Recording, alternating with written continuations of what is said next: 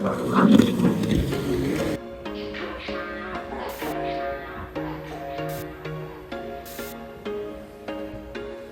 was once a day that I would pray for you. I'd go and misbehave just so you'd notice too. Sneaking looks up and down from across the room. Damn, what a hell of a view. I feel good, you look great. I like you, I can't wait. A first time, a first date. You're so fine, I'm so late. You sip wine, I drink straight. Don't waste time to my place. I feel my heart erase. So catch me if I fall.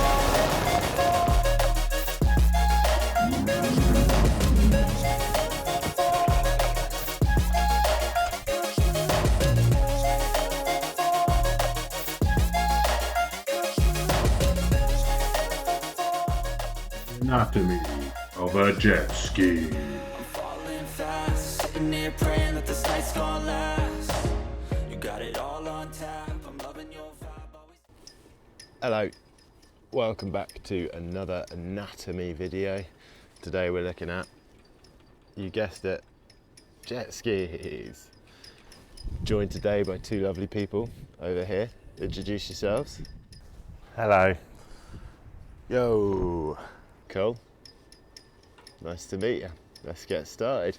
So, same as before, we're going to start by looking at the nose of the jet ski, or bow. Exactly the same stuff as a rib in terms of nautical terminology. So we have our bow, which is the front, very tippity tip. This is the bit that goes through the water, funnily enough. These things are capable of reversing, and it's some super cool tech that makes them do that. But predominantly, we're going to be driving forwards, all right? If we move back, we've got some wing mirrors. Relatively useless on the water. They're not great at depth perception, so don't trust them, really. There's still nothing better than turning your head and having a look behind you before you make any turns when you're out and about. As we venture back, we've got the gunnels. This is where our feet live. Yeah, super stable, super sturdy things, even though they're only tiny. As we come back, we've got our controls up here. We've got a little screen on the front that tells us things like fuel and power, all that fun, exciting jazz. And then our handlebars, much like a motorcycle or a push bike. However, these gears are not like a push bike. They are not both brakes. They do very different things. We'll get to that in a second. We've got our driver's seat and our passenger seat at the back here. Right at the back, I'll show you that in a moment, is where our jet is, obviously. What was that? What's the bit in the front there? Well, I'll tell you. The front does open up here. In here you can keep like a fire extinguisher, any sort of day stuff. Obviously you're not gonna do crazy long distances on a jet ski. It's not like got a kettle in it or anything like that. Just enough for a fire extinguisher and some bits and bobs for your day. Some people keep anchors in there, although I would do that with caution, noting how much these things vibrate. Also, we have our fuel and our air intake here, okay? So fuel, these things drink fuel. There's no such thing as an eco-friendly jet ski at the moment, but we top up our fuel here and we're good to go. Ta-da! So, we'll close her all up again. Boff! What are the plastic bits at the back there? What was that? What are these things at the back here? So these are called our Sponsons. Same applies on speedboats. You have Sponsons. These are predominantly a stability thing. So as we are turning in the water, that stops our ski from flipping over or listing too violently as we turn. Gives us a hell of a lot of stability and grip through turns, all right? Up here on our passenger seat, we've got our grab handles for our passenger. We'll look at driving with a passenger at some point as well. Never you mind. Awesome, so let's hop on, see what we got here. Dun, dun, dun, dun, dun. So we get to all of our controls here. As you can see, we've got our start button here. Currently, if I press it once, it will light up my display there and we can see our speed. our RPM, and then you can change certain things and see things like total distance covered, so you can treat it as kind of a log. And we've got our fuel gauge here, which is important to keep an eye on for sure. You'll notice that if we press this start button, it won't currently do anything. The reason for that is we are lacking a kill cord. And here it is, our kill cord. Now you'll see that on our impact vest, we've got a little hoop there, a little D-ring that keeps our kill cord attached to us. Now what this kill cord does is super important. We can see that if we attach this kill cord to this little ball underneath, doof, suddenly it gives us the ability to power her up.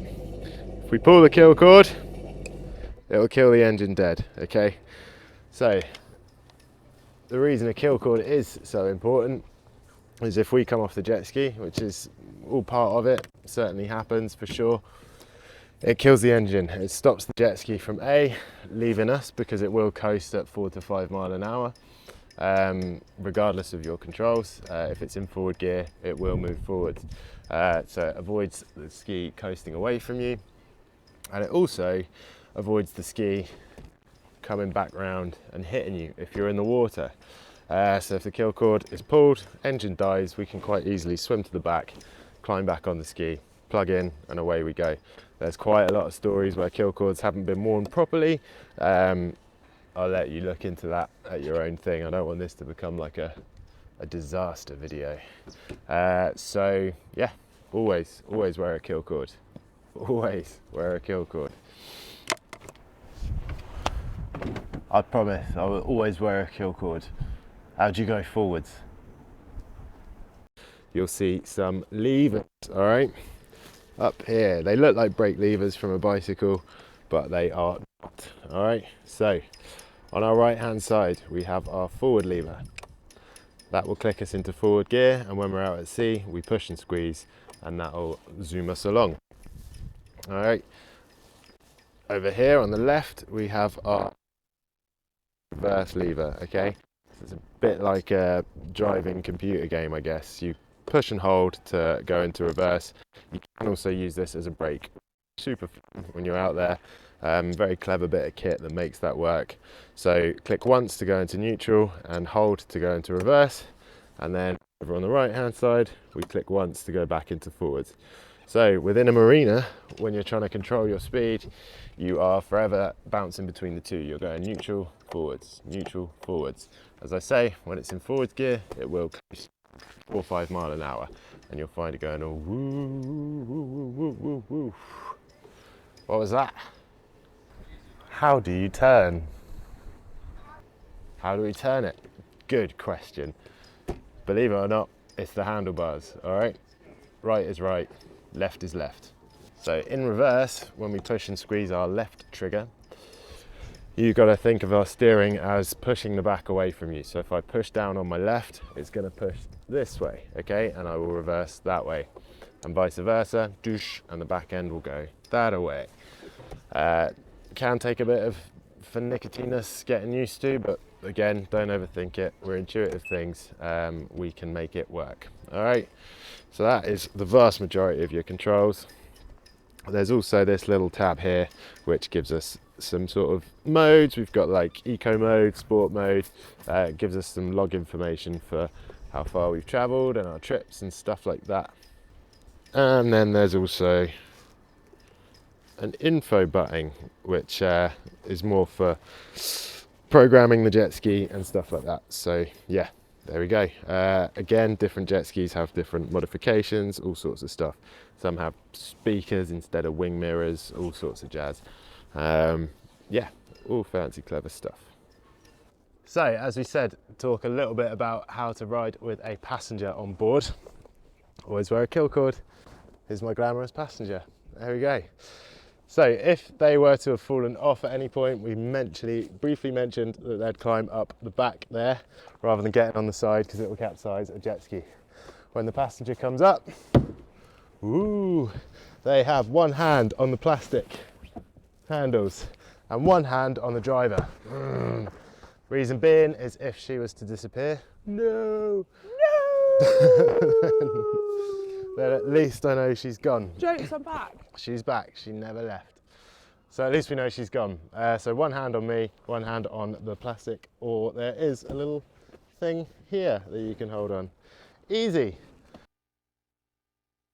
So coming around to the back of the ski, da da da da da da. You can see a few things here.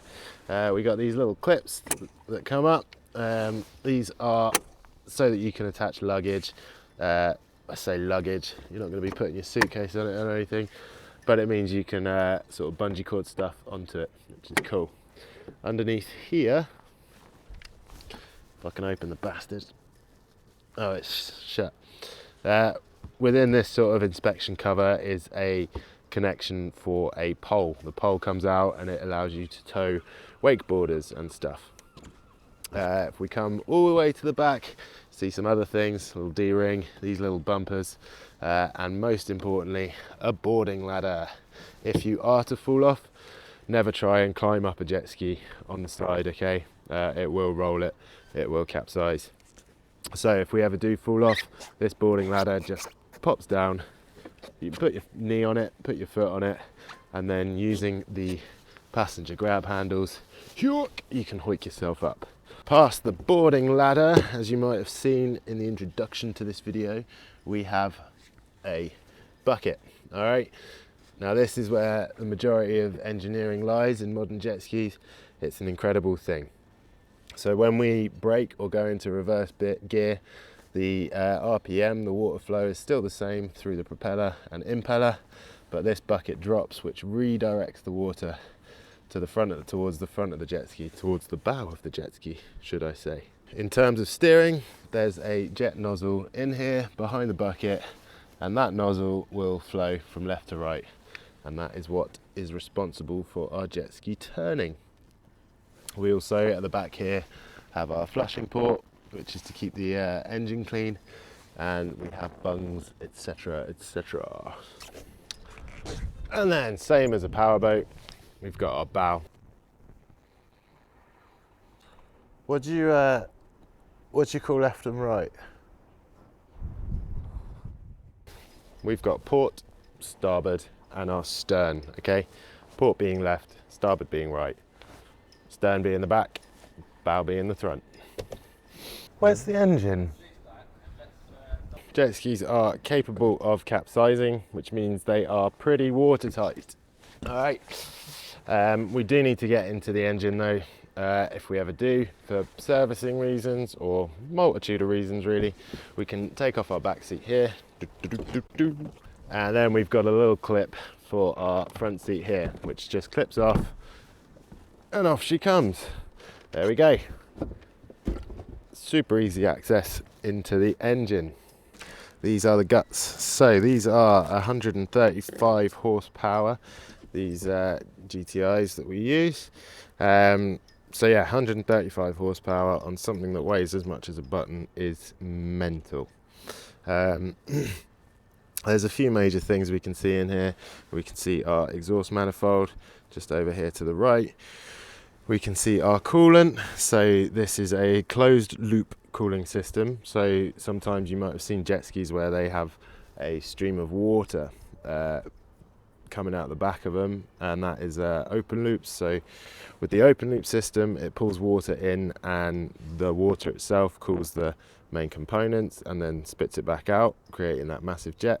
With these closed loop systems, seawater is pulled in, cooling the coolant within this reservoir and then pumping it out into the engine or around the engine. Easy. Over here we have all our electronics. As you can well imagine, a lot of this thing is run now by software, certainly maintained and checked by software. So that is where all our fuses live. There's also various plugins for these things, i.e. GPSs or ways of controlling it remotely, and all sorts of exciting stuff. Down here we've got our battery, which is the same as a motorcycle battery. It's just 12 volt, nice and compact.